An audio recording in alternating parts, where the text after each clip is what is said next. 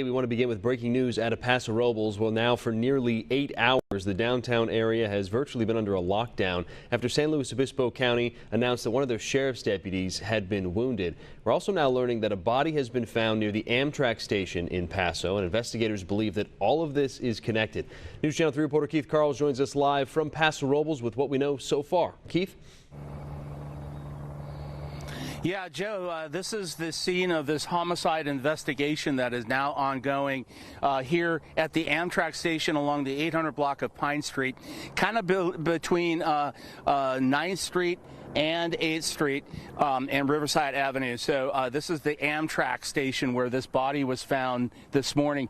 You might be able to see some of the county coroner's people and county sheriff's office people investigating the scene right now. As far as we know, the body is still there. It's right on the other side of that oak tree or small oak tree or bush right there.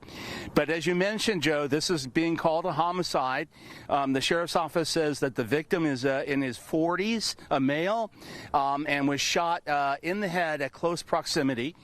And then we do know from this morning that an individual, a suspect, then went over to the Paso Robles Police Department and began shooting rounds into the police department building. And the search for that suspect continues. And now apparently they are linking this homicide and the shooting this morning at the police department headquarters together.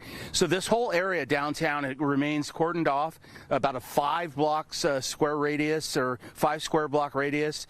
No one basically is allowed to come or go. And this has been calling an active shooter situation.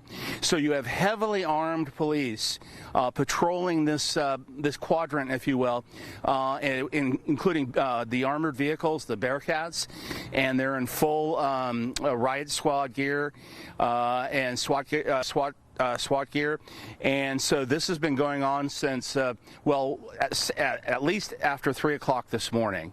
And it remains in place right now, this whole kind of like cordoned off area, as the sheriff's office and the Paso Robles Police Department and the CHP and neighboring law enforcement agencies in to help as they continue to look for the suspect that's involved in not just this homicide here behind me, but also the shooting at the police department this morning.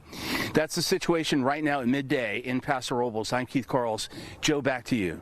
All right, Keith, thank you so much for being on that all morning long, and we will have updates on the situation out of Paso Robles throughout the day, and as soon as we learn something, we'll pass that along to you, and you can always go to our website, KEYT.com, or open up the News Channel 3 mobile app for updates as well.